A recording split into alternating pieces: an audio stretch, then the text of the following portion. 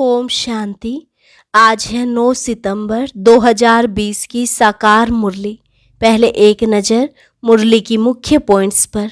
बाबा ने कहा, देखो बच्चे, तुम्हें स्वर्ग का मालिक बनाने वाला बाप कितना साधारण है, जबकि है पतियों का पति, बापों का बाप, लेकिन अहंकार कुछ भी नहीं।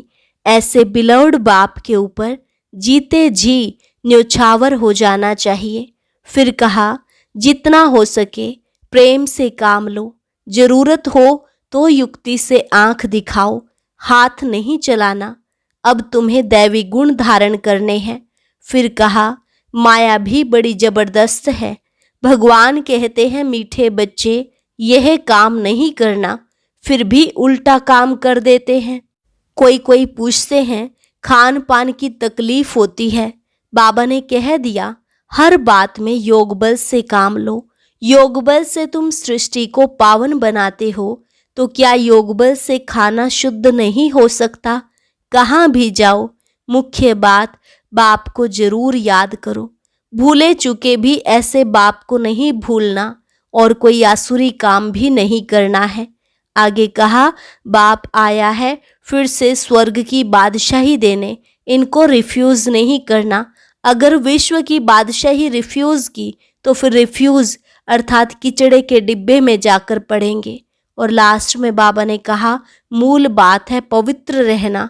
जन्म जन्मांतर तुमने पुकारा है ना, हे पतित पावन आओ, हमको पावन बनाओ। सिवाय योग बल के कोई भी कर्मेंद्रियों को वश नहीं कर सकते। योग बल की ही सारी करामात है। अब सुनते हैं महावाक्यों को विस्तार से। मुरली का सार। मीठे बच्चे, हर बात में योग बल से काम लो। बाप से कुछ भी पूछने की बात नहीं है। तुम ईश्वरीय संतान हो, इसलिए कोई भी आसुरी काम नहीं करो। प्रश्न, तुम्हारे इस योग बल की करामात क्या है? उत्तर, यही योग बल है जिससे तुम्हारी सब कर्मेंद्रियां वश हो जाती हैं। योग बल के सिवाय तुम पावन बन नहीं सकते। योग बल से ही सारी सृष्टि पावन बनती है। इसलिए पावन बनने के लिए व भोजन को शुद्ध बनाने के लिए याद की यात्रा में रहो। युक्ति से चलो, नम्रता से व्यवहार करो। ओम शांति। रूहानी बाप रूहानी बच्चों को समझाते हैं। दुनिया में किसको मालूम नहीं है कि रूहानी बाप आकर स्वर्ग की व नई दुनिया की स्थापना कैसे करते हैं? कोई भी नहीं जानते हैं। तुम बाप से कोई भी प्रकार की मांगनी नहीं कर सकते हो। बाप सब कुछ समझाते हैं, कुछ भी पूछने की दरकार नहीं रहती। सब कुछ आपे ही समझाते रहते हैं। बाप कहते हैं, मुझे कल्प कल्प इस भारत खंड में आकर क्या करना है सो मैं जानता हूँ, तुम नहीं जानते। रोज रोज समझाते रहते हैं। कोई भल एक अक्षर भी ना पूछे तो भी सब कुछ समझाते रहते हैं। कभी पूछते हैं, खान पान की तकलीफ होती है? अब यह तो समझ की बात है। बाबा ने कह दिया है, हर बात में योग बल से काम लो, याद की यात्रा से काम लो, और कहाँ भी जाओ तो मुख्य बात बाप को जरूर याद करना है, और कोई भी आसुरी काम नहीं करना है। हम ईश्वरीय संतान हैं, वह है सबका बाप। सबके लिए शिक्षा यह एक ही देंगे। बाप शिक्षा देते हैं, बच्चे स्वर्ग का मालिक बनना है। राजाई में भी पोजीशन तो होती है ना।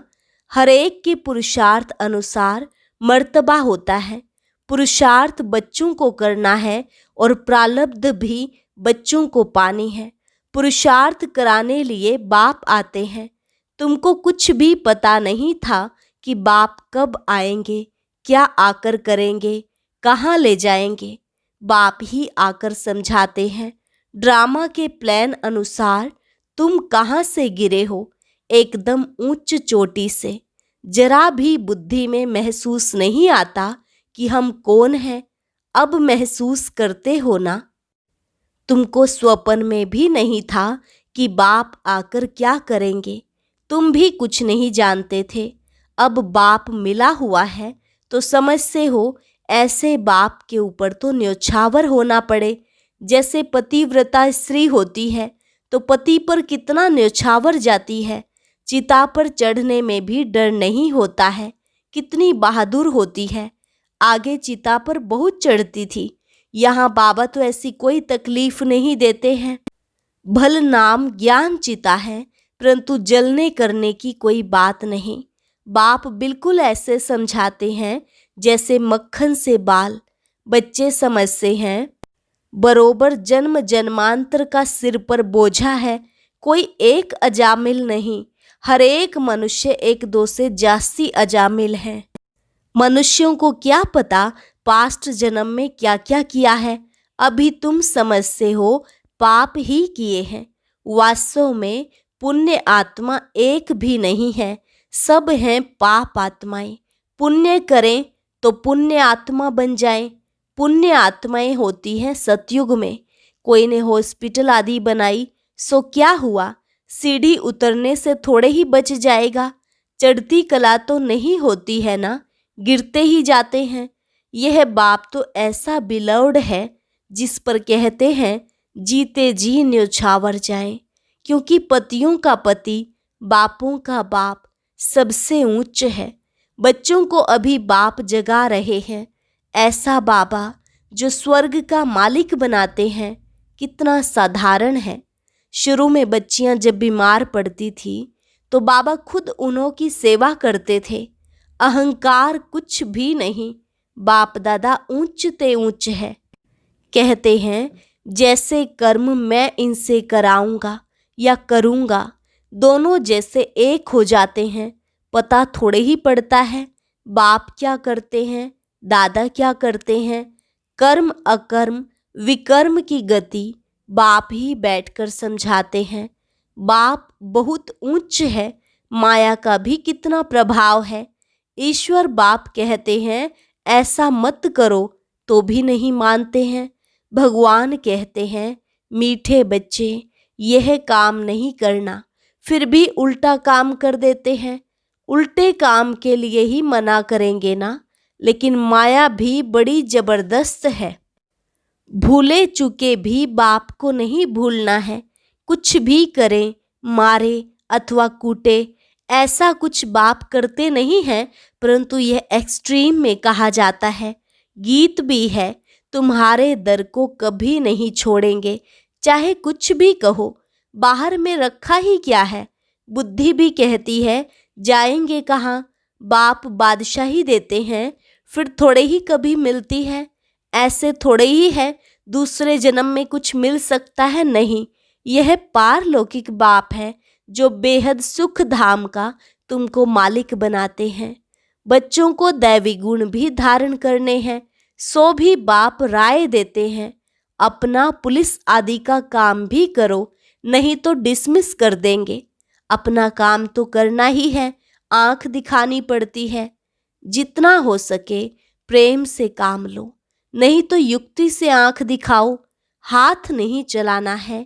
बाबा के कितने ढेर बच्चे हैं, बाबा को भी बच्चों का ओना ख्याल रहता है ना। मूल बात है पवित्र रहना। जन्म जन्मांतर तुमने पुकारा है ना, हे पतित पावन आकर हमको पावन बनाओ, परंतु अर्थ कुछ भी नहीं समझते। बुलाते हैं तो जरूर पतित हैं, नहीं तो बुलाने की दरकार नहीं, पूजा की भी दरकार नहीं। बाप समझाते हैं तुम अबलाओं पर कितने अत्याचार होते हैं, सहन करना ही है। युक्तियां भी बतलाते रहते हैं, बहुत नम्रता से चलो। बोलो आप तो भगवान हो, फिर यह क्या मांगते हो। हथियाला बांधते समय कहते हैं मैं तुम्हारा पति, ईश्वर, गुरु सब कुछ हूँ। अब मैं पवित्र रहना चाहती हूँ तो तुम रोकते क्यों हो। भगवान को तो पतित पावन कहा जाता है ना, आप ही पावन बनाने वाले बन जाओ। ऐसे प्यार से नम्रता से बात करनी चाहिए। क्रोध करे तो फूलों की वर्षा करो। मारते हैं फिर अफसोस भी करते हैं। जैसे शराब पीते हैं तो बड़ा नशा चढ़ जाता है, अपने को बादशाह समझते हैं। तो यह विष भी ऐसी चीज है, बात मत पूछो। पछताते भी हैं, परंतु आदत पड़ी है तो वह टूटती नहीं है। एक दो बार विकार में गया, बस नशा चढ़ा, फिर गिरते रहेंगे। जैसे नशे की चीजें खुशी में लाती हैं, विकार भी ऐसे हैं। यहाँ फिर बड़ी मेहनत है। सिवाय योग बल के कोई भी कर्मेंद्रियों को वश नहीं कर सकते। योग बल की ही करामात है, तब तो नाम मशहूर है। बाहर से आते हैं यहाँ योग सीखने, शांति में बैठे रहेंगे, घर बार से दूर हो जाते हैं। वह तो हैं अल्पकाल के लिए आर्टिफिशियल शांति। किसको सच्ची शांति का मालूम ही नहीं। बाप कहते हैं, बच्चे तुम्हारा स्वधर्म ही है शांत। इस शरीर से तुम कर्म करते हो। जब तक शरीर धारण ना करे तब तक आत्मा शांत रहती है, फिर कहाँ न कहाँ जाकर प्रवेश करती है। यहाँ तो फिर कोई कोई सूक्ष्म शरीर से धक्के खाती रहती है। वह छाया के शरीर होते हैं, कोई दुख देने वाले होते हैं, कोई अच्छे होते हैं। यहाँ भी कोई भले मनुष्य होते हैं जो किसको दुख नहीं देते, कोई तो बहुत दुख देते हैं। कोई जैसे साधु महात्मा होते हैं।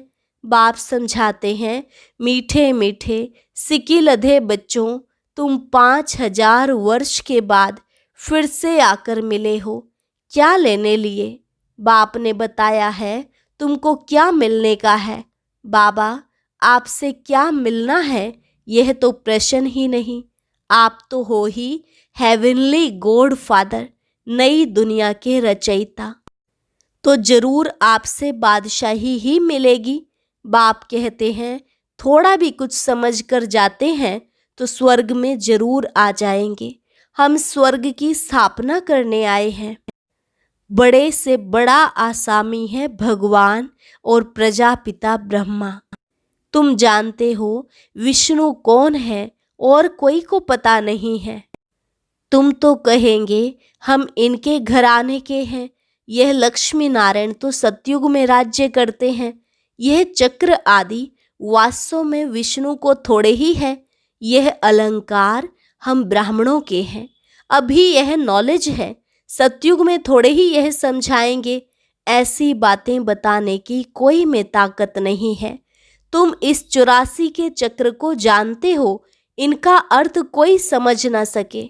बच्चों को बाप ने समझाया है, बच्चे समझ गए हैं। हमको तो यह अलंकार शोभते नहीं। हम अभी शिक्षा पा रहे हैं, पुरुषार्थ कर रहे हैं, फिर ऐसे बन जाएंगे। स्वदर्शन चक्र फिराते फिराते हम देवता बन जाएंगे। स्वदर्शन चक्र अर्थात रचयिता और रचना के आदि मध्य अंत को जानना है। सारी दुनिया में कोई भी यह समझा नहीं सकते कि यह सृष्टि का चक्र कैसे फिरता है। बाप कितना सहज कर समझाते हैं कि इस चक्र की आयु इतनी बड़ी तो हो नहीं सकती। मनुष्य सृष्टि का ही समाचार सुनाया जाता है कि इतने मनुष्य हैं। ऐसे थोड़े ही बताया जाता है कि कछुए कितने हैं, मछलियाँ आदि कितनी हैं। मनुष्यों की ही बात है। तुमसे भी प्रश्न पूछते हैं, बाप सब कुछ बतलाते रहते हैं, सिर्फ उस पर पूरा ध्यान देना है। बाबा ने समझाया है, योग बल से तुम सृष्टि को पावन बनाते हो, तो क्या योग बल से खाना शुद्ध नहीं हो सकता है? अच्छा, तुम तो ऐसे बने हो, फिर कोई को आप समान बनाते हो। अभी तुम बच्चे समझते हो कि बाप आया है स्वर्ग की बादशाही फिर से देने, तो इनको रिफ्यूज नहीं करना है। विश्व की बादशाही रिफ्यूज की तो खत्म, फिर रिफ्यूज किचड़े के डिब्बे में जाकर पड़ेंगे।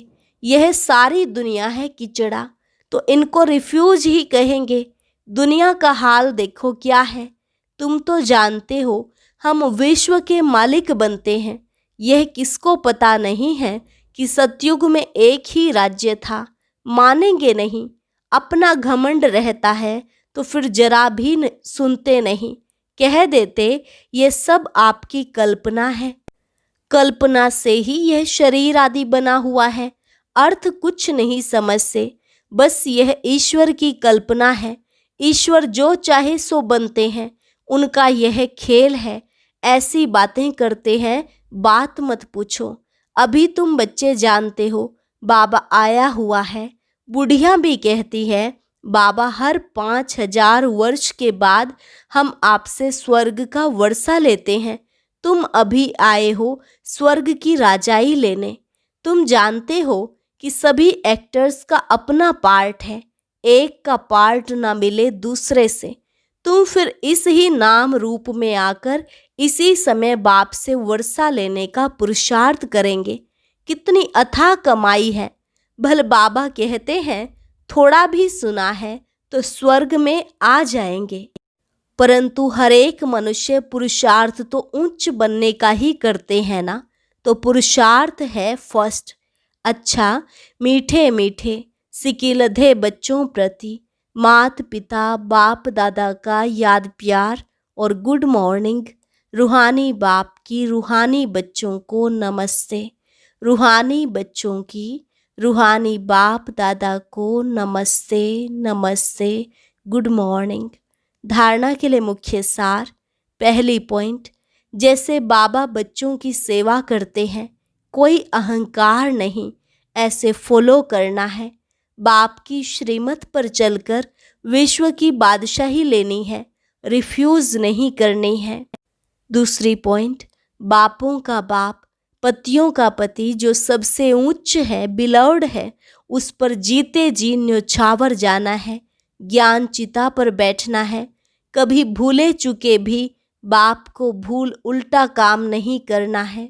वरदान, मास्टर ज्ञान सागर बन ज्ञान की गहराई में जाने वाले अनुभवी रूपी रत्नों से संपन्न भव। मास्टर ज्ञान सागर बन ज्ञान की गहराई में जाने वाले अनुभव रूपी रत्नों से संपन्न भव। जो बच्चे ज्ञान की गहराई में जाते हैं, वे अनुभव रूपी रत्नों से संपन्न बनते हैं। एक है ज्ञान सुनना और सुनाना, दूसरा है अनुभवी मूर्त बनना। अनुभवी सदा अविनाशी और निर्विघ्न रहते हैं, उन्हें कोई भी हिला नहीं सकता। अनुभवी के आगे माया की कोई भी कोशिश सफल नहीं होती।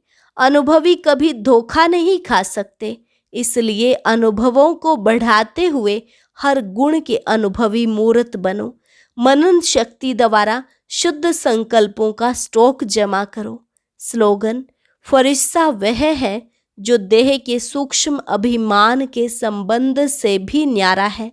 फरिश्ता वह है जो देह के सूक्ष्म अभिमान के संबंध से भी न्यारा है। अच्छा, ओम शांति।